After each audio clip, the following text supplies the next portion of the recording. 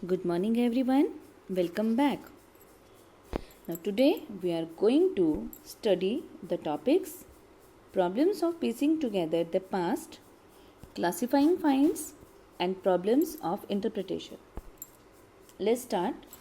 Problems of piecing together the past. So, it is not the Harappan script that help in understanding the ancient civilization.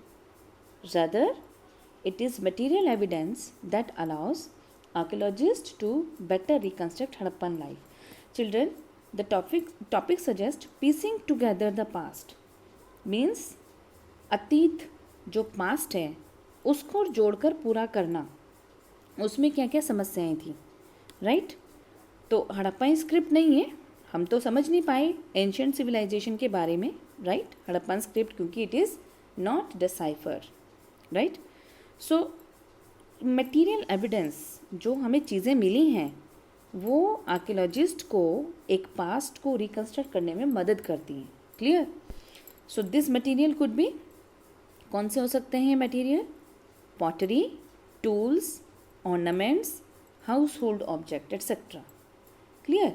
तो ये सारे material हो सकते हैं जिससे पास्ट को रिकन्स्ट्रक्ट किया जाता है. Okay. Then organic material such as cloth, leather, wood and reeds generally decompose, especially in tropical regions. तो ये जो ऑर्गेनिक मटेरियल होते हैं, ठीक है, जैसे कपड़े हो गया, लेदर, वुड, रीड्स, तो ये क्या है?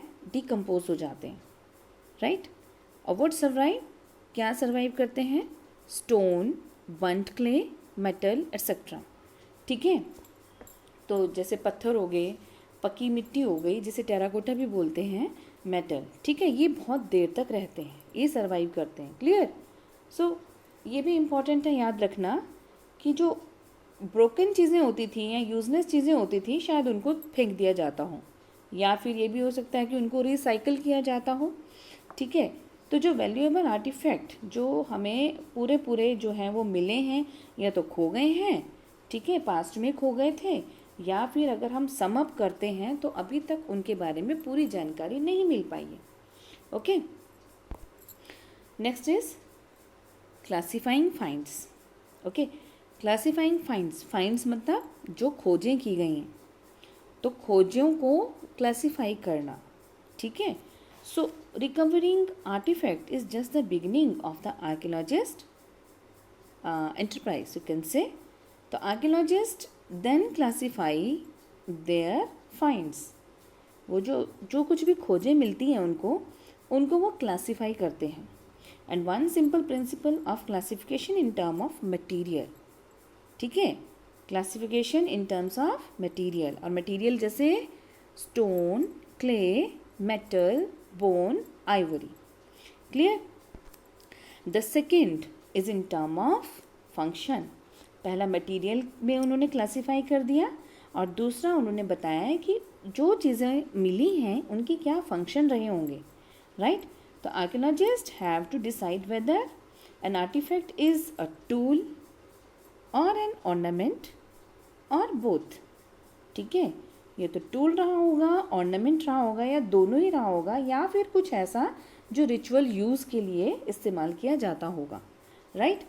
तो अंडरस्टैंडिंग जो है फंक्शंस की, आर्टिफैक्ट जो मिले हैं, तो ये रिजेम्बलेंस पे बेस्ड है जो हम आजकल की चीज़ों में देखते हैं, right? Like beads, querns, stone blade, pots, ये एग्जांपल है हमारे पास. तो आर्कियोलॉजिस्ट कैसे पता लगाने की कोशिश करते हैं कि उनको उस टाइम जो चीज़ मिली है, ठीक है, उनके क्या फंक्शन रहे होंगे. ठीक है. तो और फंक्शन भी वो पर्टिकुलर प्लेस में जो चीज़ मिली है, like in house, in a drain, in a grave और in a kiln, right? Sometime archaeologist have to take recourse to indirect evidence. तो कभी कभी आर्कियोलॉजिस्ट जो हैं उनको इनडायरेक्ट एविडेंसेस का भी सहारा लेना पड़ता है. For instance, though there are traces of cotton at some Harappan sites. ठीक है. ट्रेसेस मिले हैं, कॉटन पाई गई हैं. ठीक है. तो to find out about clothing, ये तो कपड़े वगैरह बनते होंगे, ठीक है ना. We have to depend on indirect evidences including depiction in sculpture. तो जो मूर्तियाँ वगैरह थी उसमें किस तरह से डिपिक्ट हुआ है, तो उससे भी हम इनडायरेक्ट एविडेंस से पता लगा सकते हैं, रिकंस्ट्रक्ट कर सकते हैं पास्ट का। ओके, तो आर्कियोलॉजिस्ट जो हैं they have to develop frames of reference. ठीक है, रेफरेंसेस की एक फ्रेम को डेवलप करना पड़ता है इन्हें। हमने देखा कि हड़प्पन सील को तब तक नहीं समझा जा सका जब तक आर्कियोलॉजिस्ट को जो थे उसे समझने के लिए सही कॉन्टेक्स्ट नहीं मिला, प्लेस जो है उसकी सही नहीं मिली, या फिर both in terms of cultural sequence, right, जिसमें जहाँ ये मिला है, and in terms of comparison with the finds in Mesopotamia. Clear? Then problems of interpretation. Problems of interpretation, अब प्रॉब्लम कहाँ, इंटरप्रिटेशन करने में, उसको एक्सप्लेन करने में, उसका मीनिंग देने में जो problems I. The problem of archaeological interpretation are perhaps most evident in attempt to reconstruct religious practices. Early archaeologists thought that certain objects which seemed unusual or unfamiliar may have had a religious significance. जो उन्हें कुछ unusual या unfamiliar evidences मिले हैं तो उनका शायद कोई रिलीजियस सिग्निफिकेंस रहा होगा, right. So this included terracotta figurine of women. ठीक है, टेराकोटा की ये जो मूर्ति देख रहे हैं ना, तो ये भी इसमें शामिल है। Heavily jewelled, some with elaborate head dresses, right, and these were regarded as mother goddesses. Okay, तो rare stone statuary of man in an almost standardised posture seated with one hand on knee such as the priest king, इस तरह की classified हैं। Okay, कुछ और example हम देखें। Structure have been assigned ritual significance, like Kalibangan और लोथल में ग्रेट पाथ मिला है और फायर आल्टर्स जो मिले हैं, तो ये ऐसी ही फाइंड्स हैं। Okay, attempts have also been made to reconstruct religious belief and practices. अब बाय एग्जामिनिंग सील्स, तो सील को एग्जामिन करके रिलीजियस बिलीफ और प्रैक्टिसेस को रिकंस्ट्रक्ट करने की भी कोशिश की गई है। Okay, some of which seem to depict ritual scene. Okay, तो कुछ जो है डिपिक्ट करती हैं, क्या बना हुआ है, रिचुअल सीन बने हुए हैं, राइट।